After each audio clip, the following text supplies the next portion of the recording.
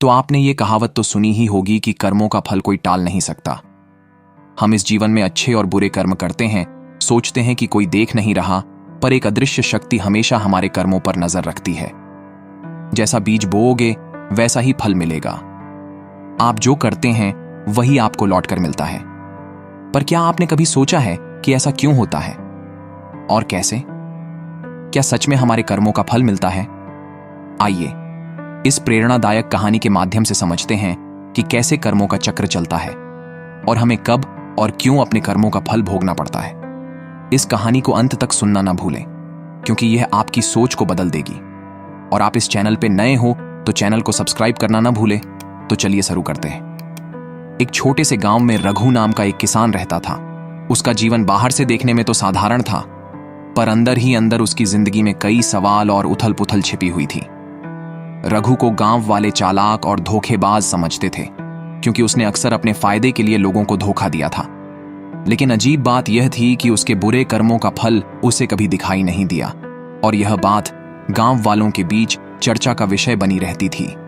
वे अक्सर कहते थे, कर्म का फल कब और कैसे मिलेगा यह तो समय ही बताएगा। रघु को इस बात की चिंता नहीं थी, क्योंकि वह मानता था कि उसके कर्म कभी उसके खिलाफ नहीं जाएंगे। इसी आत्मविश्वास में डूबा रघु अपने काम में लगा रहता था। एक दिन रघु और उसकी पत्नी ने फैसला किया कि वे अपने घर में रखे अनाज को बेचने के लिए दूसरे शहर जाएंगे। यह सफर उनके लिए बेहद जरूरी था, क्योंकि इस व्यापार से उन्हें अच्छा मुनाफा मिलने की उम्मीद थी।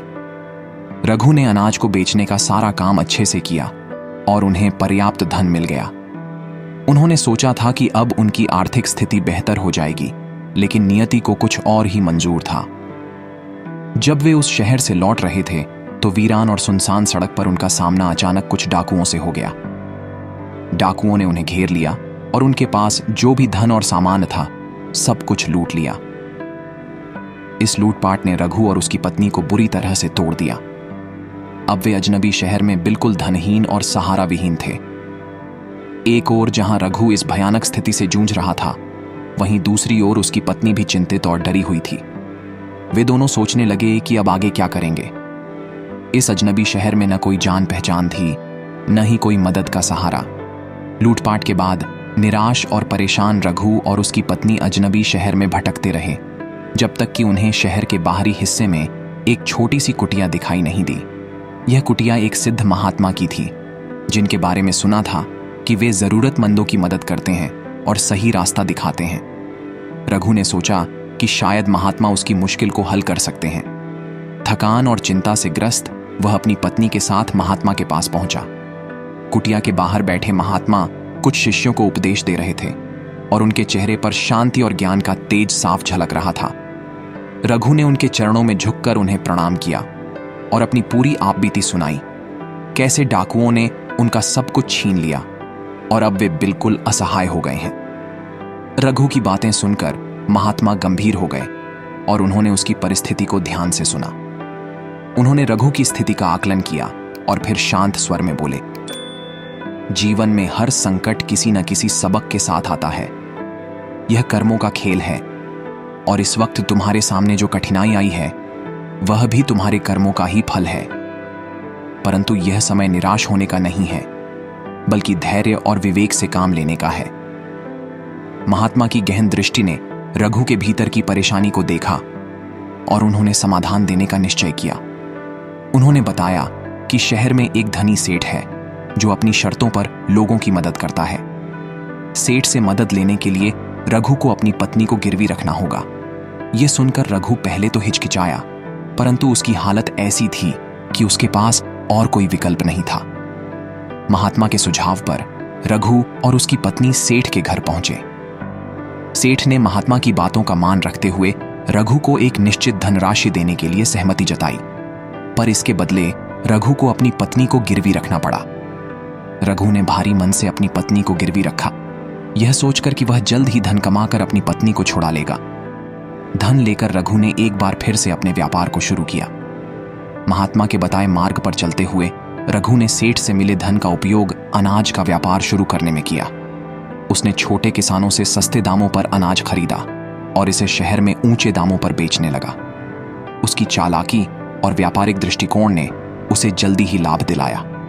गरीब किसानों की मजबूरी का फायदा उठाकर उसने उन्हें कम दामों पर अनाज बेचा और अपने मुनाफे को दोगुना चौगुना कर लिया। व्यापार में उसकी समझ और तेजी ने उसे सफल बना दिया। जल्द ही उसके पास काफी संपत्ति हो गई और वह एक सम्मानित व्यापारी के रूप में पहचाना जाने लगा। परंतु इस सफलता के पीछे एक अनकही पीड़ा छिपी थी, अपनी पत्नी को गिरवी रखने का कड़वा अनुभव, जिसने उसे हमेशा बेचैन रखा। 8 महीने बाद जब रघु के पास पर्याप्त धन इकट्ठा हो गया तो उसने निर्णय लिया कि अब वह अपनी पत्नी को सेठ के पास से छुड़ाएगा। वह आत्मविश्वास और गर्व से भरा हुआ सेठ के पास गया, यह सोचकर कि उसकी कड़ी मेहनत ने उसे उसकी पत्नी के पास वापस पहुंचा दिया है। उसने सेठ के सामने पूरे पैसे रखे और कहा, यह रहा आपका धन, अब मेरी पत्नी को वापस कर दीजिए। रघु के दिल में उस पल की खुशी थी जब वह अपनी पत्नी को वापस लेकर जाएगा और अपने साथ हुए अन्याय को भुला देगा। पर सेठ के चेहरे पर आई गंभीरता और शब्दों ने रघु को झकझोर कर रख दिया। सेठ ने बिना किसी भाव के कहा, तुम्हारी पत्नी तो 3 महीने पहले बीमार हो गई थी। हमने उसे डॉक्टर को भी दिखाया, पर उसकी हालत बिगड़ती गई और अंततः उसकी मृत्यु हो गई। यह सुनकर रघु पर जैसे पहाड़ टूट पड़ा। उसकी मेहनत और सारी सफलता एक पल में ध्वस्त हो गई। धन और व्यापार से जो खुशी उसने पाई थी वह अचानक अर्थहीन लगने लगी। वह अपनी पत्नी को बचाने में असफल हो गया था और अब उसके पास संपत्ति तो थी, परंतु उसकी जिंदगी की सबसे बड़ी पूंजी उसकी पत्नी नहीं थी। रघु की आंखों में आंसू भर आए और वह अंदर से टूट गया। सेठ की बात सुनकर रघु ने अपनी भावनाओं को नियंत्रण में रखने की कोशिश की, लेकिन उसकी अंतरात्मा बार बार उसे विचलित करती रही। एक तरफ उसकी पत्नी की मृत्यु की खबर उसे दुखी कर रही थी और दूसरी तरफ कुछ ऐसा था जो उसे भीतर से बेचैन कर रहा था। रघु को ऐसा लगने लगा कि सेठ की बातों में कोई सच्चाई नहीं है। वह जानता था कि कुछ गलत है, लेकिन उसके पास कोई प्रमाण नहीं था। उसने पहले धैर्य रखा, खुद को समझाने की कोशिश की कि शायद सेठ सही कह रहा हो, परंतु जितना वह इस विचार को मानने की कोशिश करता, उतनी ही उसकी बेचैनी बढ़ती गई। आखिरकार जब वह अपनी बेचैनी और संशय से और नहीं जूझ सका, तो वह फिर से महात्मा की कुटिया की ओर चल पड़ा। वहां पहुंचकर उसने महात्मा को पूरे घटनाक्रम की जानकारी दी।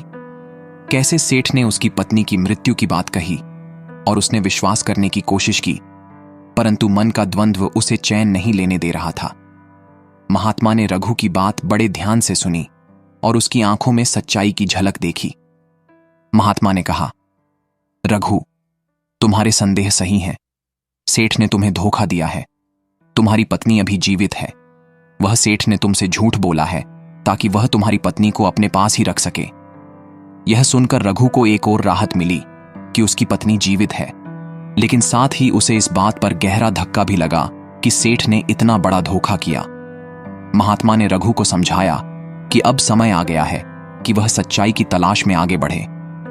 उन्होंने उसे सलाह दी कि वह सीधे राजा के दरबार में जाकर न्याय की गुहार लगाए, क्योंकि राजा के दरबार में ही उसे न्याय मिल सकता था। महात्मा ने कहा, सत्य की जीत होती है और जो तुम्हारे साथ हुआ है उसका पर्दाफाश अब जरूरी है। राजा ही तुम्हें न्याय दिला सकता है। रघु ने महात्मा की बात मानकर राजा के दरबार में जाने का निश्चय किया। अब उसके मन में एक ही ध्येय था, सत्य को उजागर करना और अपनी पत्नी को वापस लाना। रघु महात्मा की सलाह पर साहस जुटाकर राजा के दरबार में पहुंचा। राजा का दरबार न्याय और धर्म का प्रतीक माना जाता था, इसलिए रघु को उम्मीद थी कि उसे वहां से न्याय मिलेगा। दरबार में राजा के सामने जाकर रघु ने पूरी घटना सुनाई, कैसे सेठ ने उसकी पत्नी को गिरवी रखकर उससे धन लिया और फिर कैसे उसने झूठ बोलकर कहा कि उसकी पत्नी मर चुकी है। रघु ने अपनी बेचैनी और संदेह के बारे में भी बताया और यह भी कि महात्मा ने उसे सच्चाई की खोज में यहां भेजा है। रघु की आवाज में सच्चाई थी और उसकी पीड़ा हर शब्द में झलक रही थी। राजा ने उसकी बात ध्यान से सुनी और तुरंत सेठ को दरबार में बुलवाया। सेठ दरबार में बड़े आत्मविश्वास के साथ आया। वह जानता था कि उसका खेल कितना मजबूत था, इसीलिए उसने बिना किसी हिचकिचाहट के राजा के सामने झूठ बोल दिया। उसने कहा, महाराज, रघु की पत्नी की मृत्यु हो चुकी है। उसके अंतिम संस्कार का सारा प्रमाण मौजूद है। मेरे पास डॉक्टर का प्रमाण पत्र है और श्मशान में काम करने वाले लोग भी गवाही देंगे कि उसकी पत्नी का अंतिम संस्कार वहीं हुआ था। सेठ की बातें सुनकर दरबार में बैठे सभी लोग चौंक गए। सेठ ने बड़ी चालाकी से सभी प्रमाण तैयार कर रखे थे ताकि कोई उस पर शक न कर सके। उसकी बातें इतनी ठोस और आत्मविश्वास भरी थीं कि राजा भी उसकी बातों को मानने पर मजबूर हो गए। राजा ने सेठ की बातों पर विश्वास कर लिया क्योंकि उसके पास सेठ के झूठ को उजागर करने का कोई ठोस प्रमाण नहीं था। राजा ने रघु से कहा, रघु, सेठ ने अपनी बात को प्रमाणों के साथ प्रस्तुत किया है। मैं देख रहा हूं कि उसकी बातों में सच्चाई है, इसलिए तुम्हारी पत्नी की मृत्यु की सच्चाई को मान लेना ही उचित है। तुम अब इस मामले को यही समाप्त समझो और अपने जीवन में आगे बढ़ो। यह सुनकर रघु के सारे सपने टूट गए। उसे उम्मीद थी कि उसे न्याय मिलेगा, लेकिन राजा ने उसे बिना किसी न्याय के वापस भेज दिया। वह निराश और हताश होकर दरबार से बाहर निकल आया, लेकिन उसके दिल में यह बात गूंजती रही कि सत्य की जीत होनी चाहिए। निराश और हताश रघु महात्मा के पास पहुंचा, अपने दिल की सारी व्यथा उनके सामने रखी। महात्मा ने ध्यान से उसकी बातें सुनी और कहा, रघु, राजा ने एक गलत निर्णय लिया है, लेकिन तुम्हें हार नहीं माननी चाहिए। अगर तुम सच्चाई के लिए खड़े रहोगे तो अंततः तुम जीतोगे। तुम्हें फिर से राजा से निवेदन करना होगा, लेकिन इस बार तुम्हें कुछ अलग करना होगा। मैं तुम्हें सलाह देता हूं कि तुम राजा से कहो कि तुम्हें कुछ समय के लिए उसकी गद्दी पर बैठने का अधिकार दिया जाए। ऐसा करने से तुम्हें न केवल न्याय पाने का एक नया मौका मिलेगा, बल्कि तुम यह भी सिद्ध कर सकोगे कि सच्चाई हमेशा विजयी होती है। अगर तुम सच के लिए लड़ोगे तो न केवल तुम्हारी आवाज सुनी जाएगी, बल्कि लोगों का ध्यान भी तुम्हारी ओर आकर्षित होगा। याद रखो, सच्चाई में शक्ति होती है और यह तुम्हारे जीवन की दिशा बदल सकती है। महात्मा के शब्दों ने रघु में नई उम्मीद जगाई और वह ठान लिया कि वह फिर से न्याय के लिए खड़ा होगा। रघु ने महात्मा के मार्गदर्शन के बाद एक बार फिर से राजा के पास जाने का साहस जुटाया। उसने राजा से निवेदन किया कि उसे सिर्फ 3 घंटे के लिए गद्दी पर बैठने का अवसर दिया जाए ताकि वह अपनी बात रख सके। राजा ने उसकी विनम्रता और दृढ़ता को देखते हुए उसकी बात मान ली। जब रघु गद्दी पर बैठा, उसने पूरे शहर के लोगों को बुलाया और पूछा, क्या किसी ने सेठ की चालबाजियों के बारे में कुछ सुना है? यह प्रश्न सुनते ही शहर के लोग एक एक कर आगे आने लगे और अपनी अपनी कहानियां साझा करने लगे। लोगों ने बताया कि सेठ ने कई किसानों को धोखा दिया है और उनकी संपत्ति हड़प ली है। धीरे धीरे सेठ की काली करतूतें सबके सामने आने लगीं और रघु के मन में उम्मीद की किरण चमकने लगी। जब रघु ने शहर के लोगों की गवाही सुनी और सच्चाई को राजा के सामने प्रस्तुत किया, तो राजा ने ध्यान से उसकी बात सुनी। रघु ने न केवल अपनी पत्नी के मामले में न्याय की मांग की, बल्कि सेठ की अन्य धोखाधड़ी का भी खुलासा किया। राजा ने त्वरित कार्रवाई करते हुए सेठ को कड़ी सजा दी और रघु को उसकी पत्नी को छुड़ाने की अनुमति दी। उस दिन रघु ने सच्चाई की जीत देखी और उसे एहसास हुआ कि कर्म का फल अवश्य मिलता है, चाहे वह देर से ही क्यों न मिले। यह अनुभव उसे जीवन भर के लिए सिखा गया कि हमारे कर्म ही हमारे भविष्य का निर्धारण करते हैं और सच्चाई के मार्ग पर चलने वालों को अंततः सफलता अवश्य मिलती है। रघु ने फिर से अपने जीवन में नई ऊर्जा और सकारात्मकता के साथ आगे बढ़ने का संकल्प लिया। तो दोस्तों, मैं उम्मीद करता हूं कि आपको ये कहानी अच्छी लगी होगी। तो मिलते हैं अगली स्टोरी पे। Thank you.